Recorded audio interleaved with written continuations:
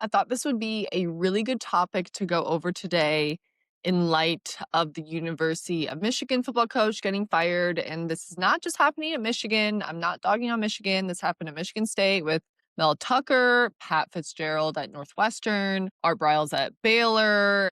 Those firings occurred more for off the field scandals, but there are also tons of firings and resignations happening at the collegiate level just due to poor performance, simply. I had two head coach changes myself while playing at the Division III level. It happens. And I think something that gets brushed over a lot and something that most people don't think about is the impact it has psychologically on the athletes. So the goal of today is to bring light to that and to the general public so they can have a better understanding of what the athletes might be going through, and also to give a few strategies at the end for athletes who are experiencing a head coach change themselves. Diving right into the impacts on athletes when their head coach leaves. One, there's a lot of fragmentation that can happen on the team between players. What I mean by this is that some athletes are going to stay loyal to the old coach and some are going to be really relieved that there was a change. And this can cause a very big divide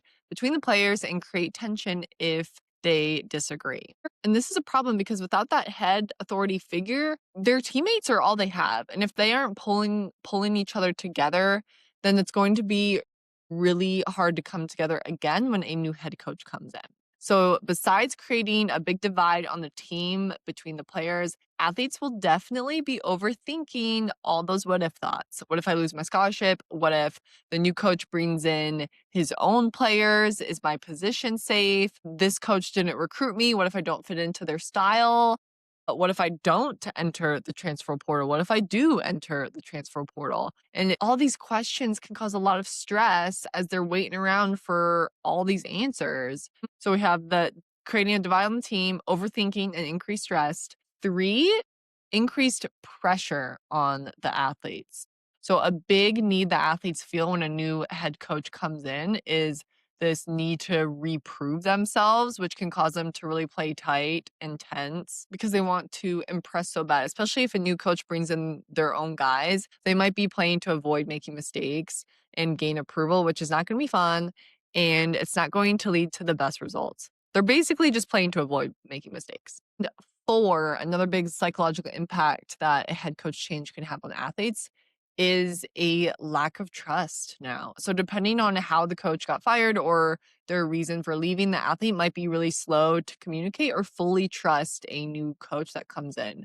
If they got recruited by a coach who promised them a start for 4 years or promised them that they will be there for their entire collegiate career, well, those promises were broken. And now they might be cautious with the next head coach that comes in and might be promising the same things. And if they don't trust their coach, then they might not feel as motivated to play for them, might not be as bought in to culture or the coaching style, and they could overthink just a lot of the simple feedback that their coach is giving them. So trust is very important with an athlete and coach.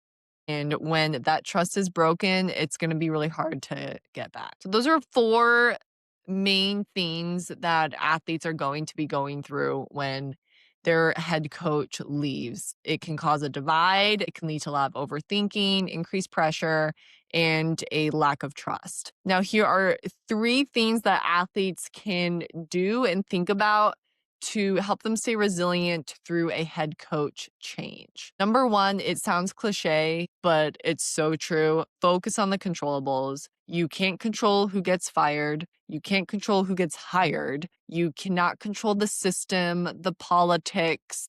It's really easy to get lost in all of that, and you literally have no power over it whatsoever. You can control your attitude, your perspective, your effort, how coachable you are when this new coach comes in, your communication, your preparation. You can control all those things. And that's where confidence grows. And these things will help keep you grounded amongst all that chaos and change that's happening around you. So if you can keep those things consistent, especially a consistent routine where you're still working out and working on the things that you need to work on, that's going to help you stay a little bit more focused through all this change. 2, highly suggest to athletes that you surround yourself by positive teammates. Do not be hanging around the teammates or people or friends who are being really negative, dramatic, and spreading all these rumors. Choose your circle carefully. If you are constantly hearing negative comments and worries, then it's going to be almost impossible for you to stay focused and positive throughout this head coach change. So surround yourself by good teammates. And 3, really suggest that whenever the new coach comes in, you start communicating early with them. Already start forming a relationship, share what you value, ask what they expect, and really show an openness to learning. Show them who you are already before what you can do. This makes you feel a lot more comfortable and confident. So, no, this was a quick one. I hope it builds some more awareness around how these athletes might be taking it. Athletes, for more help navigating a head coach change, it's hard. I'm here for you. I've been through it myself. Georgia@rootedsportsitecoach.com is my email, and you can check out my website in the show notes. Thanks for tuning in, and we will see you next week.